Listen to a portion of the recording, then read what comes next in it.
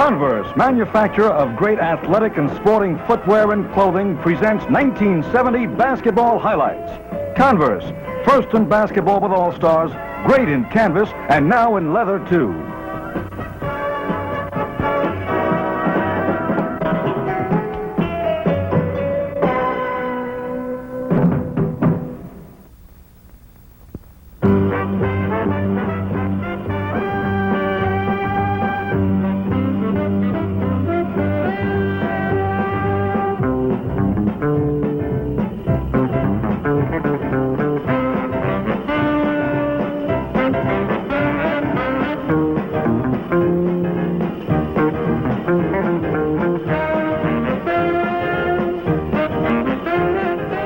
Madison Square Garden and the National Invitation Tournament Final. Coach Lou Carnesecca of St. John's University at left, and Marquette's Al McGuire at the right. And here's the opening tap. St. John's in the white. Joe Dupre down court. Jeff Sewell steals the ball, and the high-ranking Warriors from Milwaukee waste no time. That's Rick Cobb in the corner. Out to Dean Meminger and over to Sewell on the outside. Jeff is free for a beauty. The Warriors are super ball hawks in this big one, as the Redmen's team captain Dupre discovers. This time Gary Bell is the thief, and he goes all the way.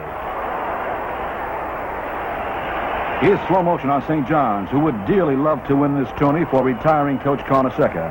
Dupre feeds Big Bill Poltz for the basket. And now Marquette in slow motion.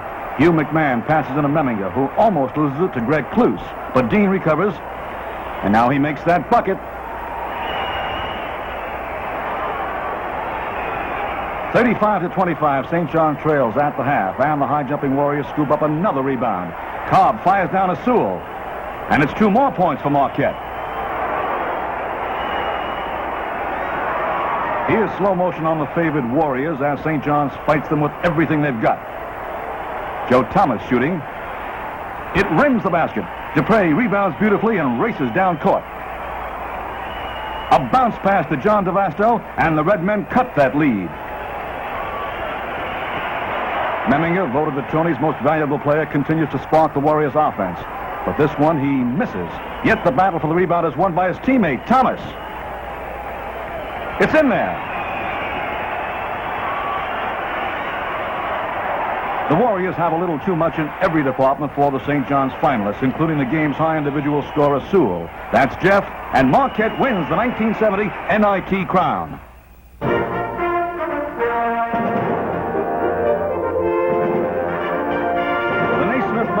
Basketball's Hall of Fame at Springfield, Massachusetts, is the museum and shrine of the most widely played and the most widely watched game in the world. With basketball played in 130 nations, from beginners to professionals, you will find famous memorabilia here from all corners of the earth and covering all phases of the sport. This year saw 2 more immortals enrolled in basketball's Hall of Fame. First, Ben Carnevale at right.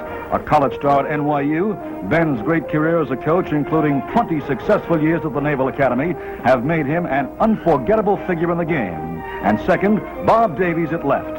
An All-America from Seton Hall, Bob's original and famous behind-the-back dribble was a crowd pleaser in a great collegiate and professional career that saw him selected as one of the greatest players of the first half-century of basketball.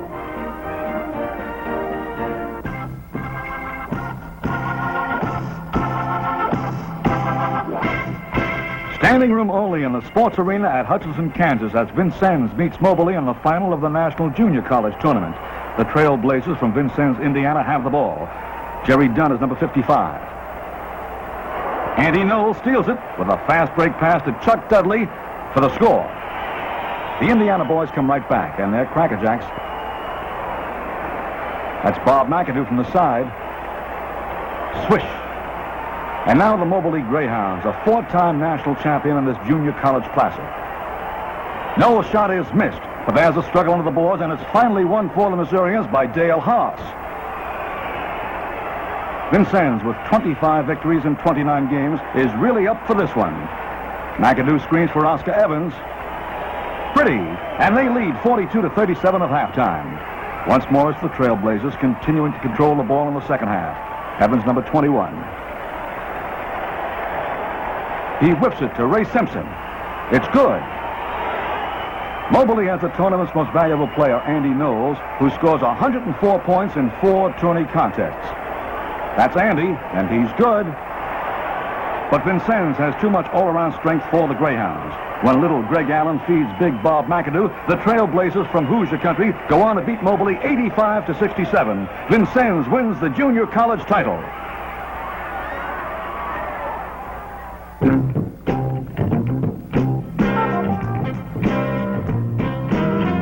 The final of the Women's National Collegiate Championship takes place in Boston, where the white-jerseyed girls of California State at Fullerton face Westchester State of Pennsylvania. There's a steal under the basket and a long pass down to Linda Bensing for a Pennsylvania hanger. The California girls are no slouches, however. Watch their smooth control on the outside. The feed is to Pat Myers. She doesn't miss. California again. But Carol Graham's pass is intercepted by Sue Benfield, the game's high scorer, with 16 points.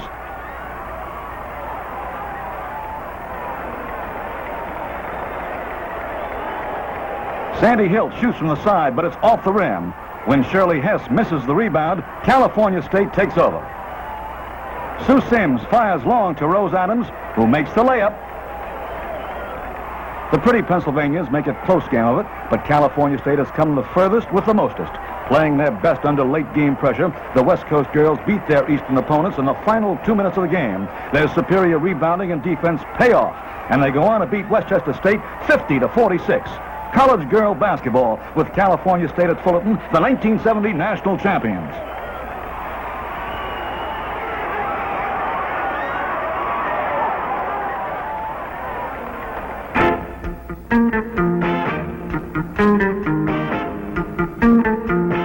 Municipal Auditorium, Kansas City, Missouri, and Kentucky State College moves against Central Washington in the NAIA final.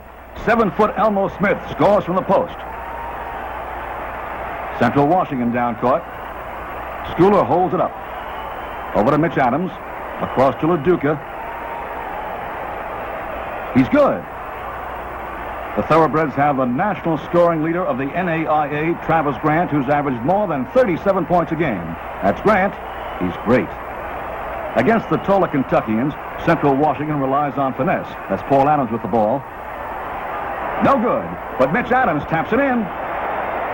Kentucky State College is a run-and-gun basketball outfit that can do everything well. Bernard and Brister move that ball sharply on the outside.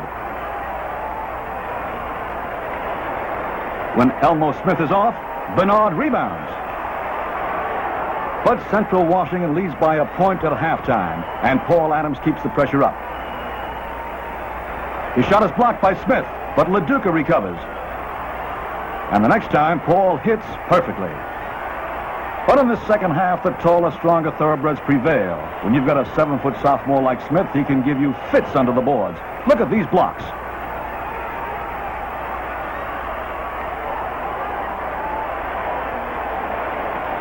Central Washington makes a great game of it, but they're up against too much Smith and Grant.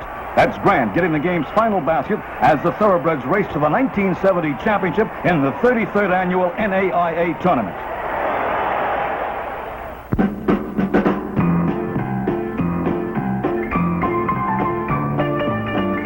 These historic films from half a century ago show the Passaic, New Jersey high school team that established basketball's most famous winning streak. 159 successive victories in 5.5 seasons, from December 17, 1919 to February 6, 1925. Notice the hand behind the back on jump balls in those long-ago days. Passaic's 150th victory was the first high school cage affair ever filmed. Officials then wore bow ties. Passaic was coached by an extraordinary athletic leader, Hall of Fame Professor Ernest Blood, who stressed a short precision passing game and excellent conditioning of his players. Another interesting feature of the old game is the two-handed running jump shot. You can watch it in stop action. The Passaic Wonders, as they came to be called, won 12 of their games by more than 100 points. Notice the underhand free throw style. Concentration, and watch the follow-through. 159 victories in a row. That's really something to shoot at, as they certainly did in those games of 50 years ago.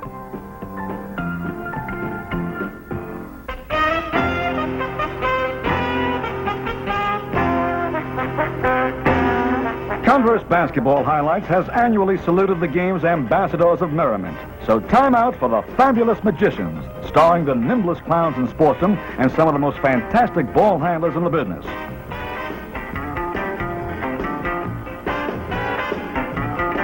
Marcus Haynes gives to Paul Plowden. Good old number 2.5, Marcus Haynes. Just dig that dribble.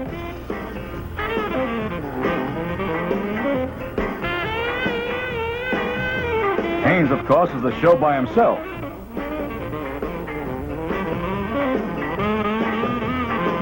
Pretty!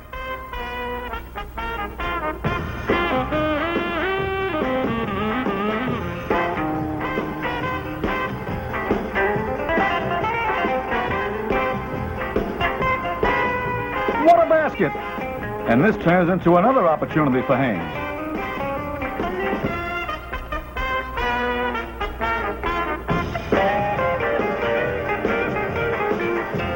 It's good!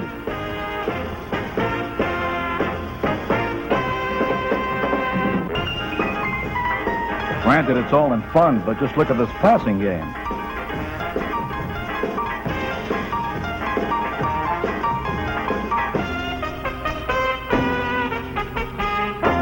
They've got the ball in the world on their fingers, the Fabulous Magicians.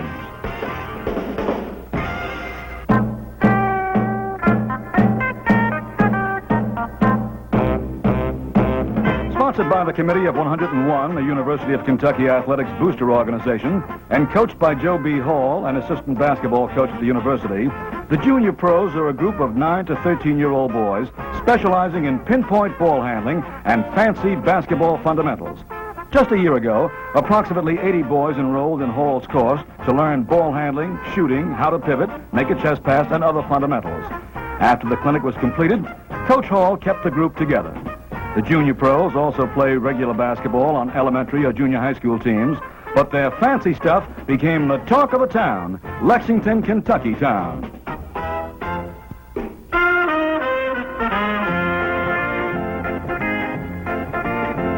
It's Tennessee State versus the Philadelphia College of Textiles and Science in the NCAA College Division Final. Ted McClain scoring for Tennessee. Now it's the Rams. Len Ham holds the ball to set up a play. The handoff is to John Piratozzi. Pretty. McClain is nicknamed the Hound, and he's some player. The shot is missed. Jim McGilvery rebounds. Mike O'Rourke with it. He's going all the way, and the Rams lead at halftime 40-27.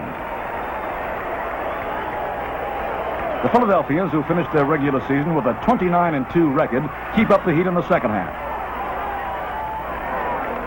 Carl Poole giving him McGilvery for the basket. It's up and in there.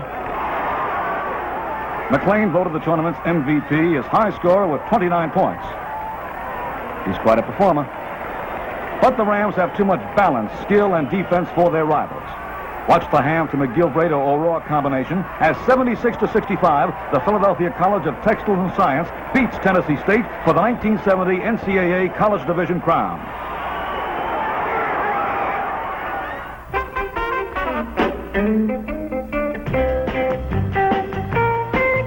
At College Park, Maryland, the NCAA Final pits defending champion UCLA against Jacksonville University, whose 7'2" Artis Gilmore scores and rebounds almost at will. For 3 previous seasons, UCLA has dominated with 7-foot Lou Alcindor. This year, their opponents has the big man. Besides Gilmore, the Dolphins have another 7-footer, Pembroke Burrows, and between Burrows and Gilmore, Jacksonville jumps into an early lead.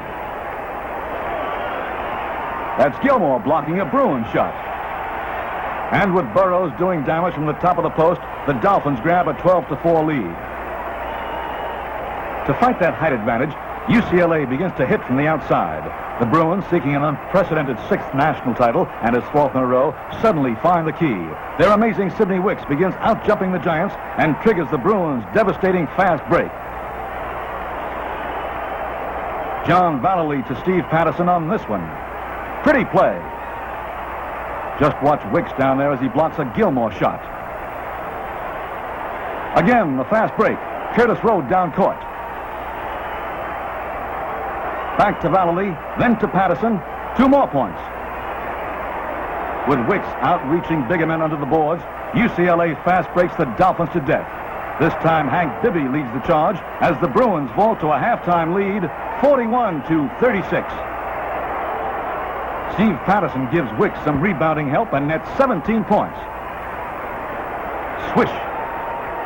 Jacksonville has trouble getting the ball into Gilmore. Vallely stealing. UCLA scoring is distributed among all the starters, but Curtis Rowe leads with 19 points. There's Curtis again, driving. Jacksonville fights to the finish, but they cannot match the Bruins. UCLA does it again, an unprecedented 4 national titles in a row, and this one with the big man on the other side.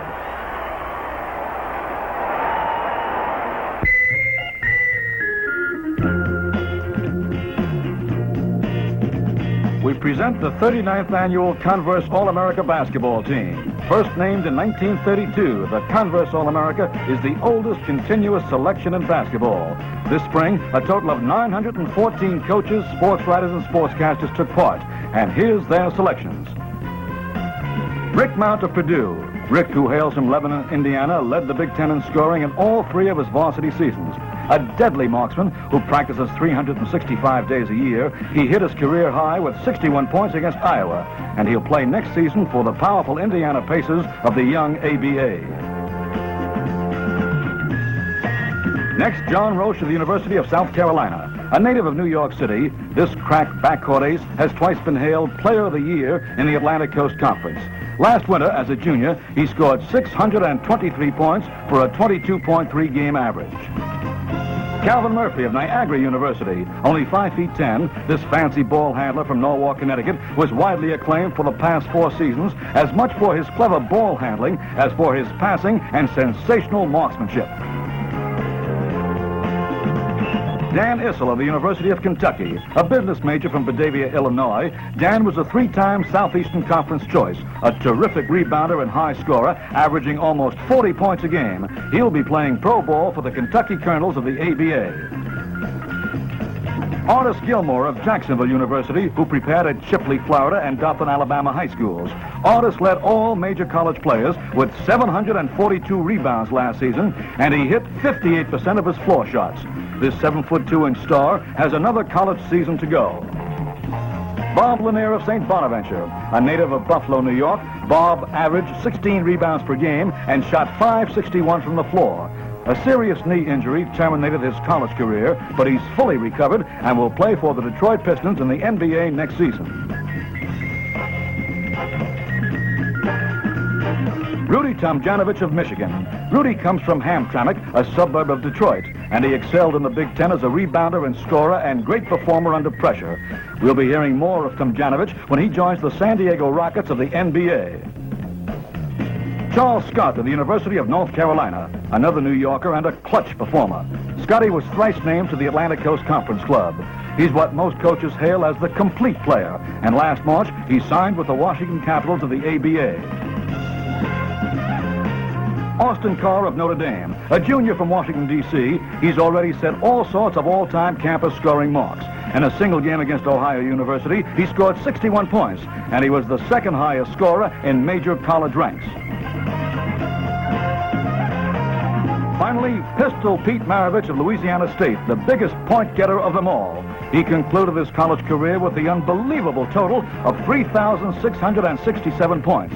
Last season, he had a 44.2 game average, or better than a point a minute. A terrific ball handler, too. Pete signed with the Atlanta Hawks of the NBA.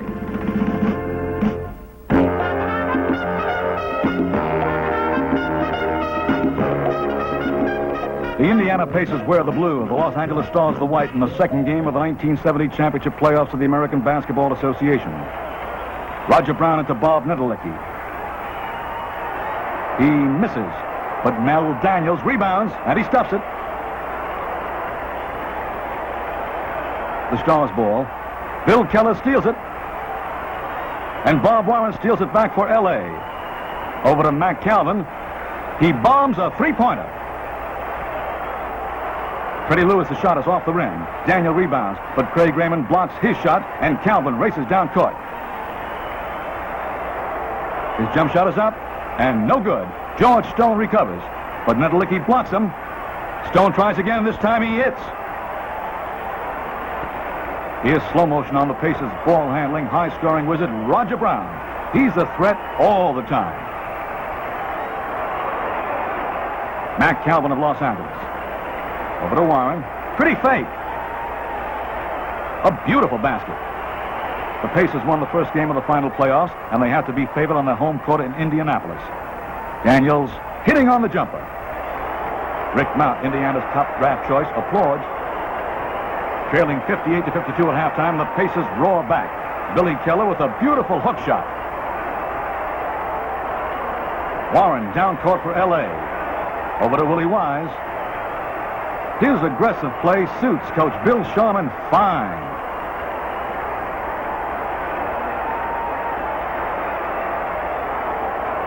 George Stone's shot is up and missed. Daniels rebounds. Over to Keller. A long pass to Nedelicki, and he scores. It's Coach Bob Leonard's turn to applaud. That's Roger Brown with the ball now. Indiana has too much for the Stars tonight. They take the second game of the series 114-111, and they go on to win the 1970 ABA championship 4-2.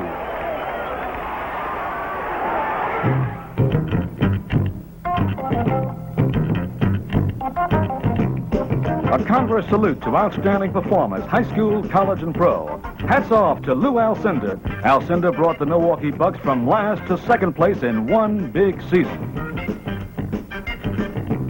At Kenyon College in Gambier, Ohio, we hail a pocket-sized guard, John Rinker, who's giant-sized in talent. Only 5'9", Rinker ran his career scoring total to 3,251 points, a terrific achievement anywhere. But when you're his size against taller men, it's fantastic.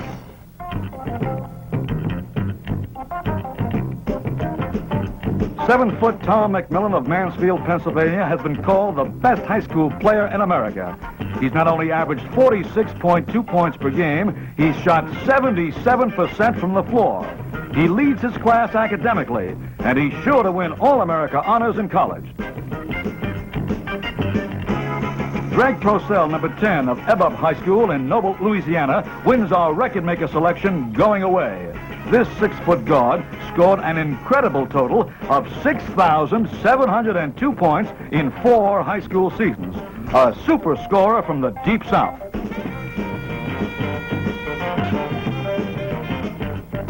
Finally, we salute once more Pete Maravich of Louisiana State.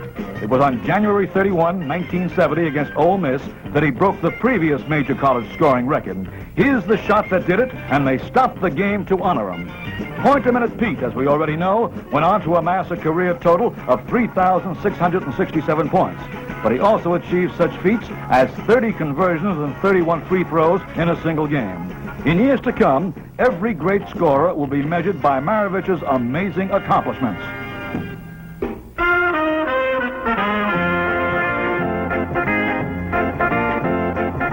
An injured Willis Reed jumps against Wilt Chamberlain to start the final game of the NBA playoffs. And that in itself inspires the New York Knicks to maximum effort against the Los Angeles Lakers. Bill Bradley grabs Baylor's missed shot and fires to Walt Frazier. Back to Captain Willis Reed, who hits, and the Knicks are on their way. With the championship playoffs tied at 3 games each, this one means everything. The Lakers must get the ball into Wilt. Erickson does, and Chamberlain doesn't miss when he shoots. The Lakers again. Dick Garrett with a long pass to superstar Jerry West, who promptly racks up 2 of his 28 points for the night. But the inspired Knicks now go to work. They must help Reed, and Frazier takes it away from Wilt to start a devastating defensive performance. Over to Bradley for the basket. 19,500 fans turn on. with Willis resting on the bench and Nate Bowman substituting for him on the floor, the Knicks go on playing with the same inspiration with which they started. Ball goes over to Dick Barnett, who drives down the middle. Watch him put a high arc on the ball to get it over Wilt and bank it in.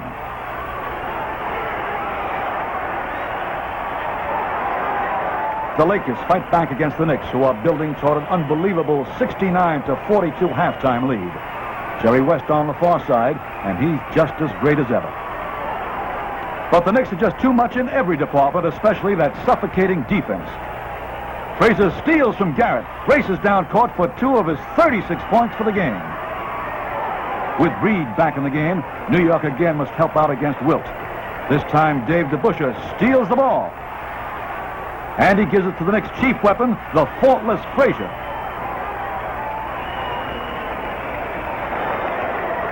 Walt's shooting from the field is on target all the way, and the New York Knickerbockers go on to beat the Los Angeles Lakers 113-99. 4 games to 3 in the championship playoffs. The amazing, inspired New York Knicks win their first world championship in their 24-year history.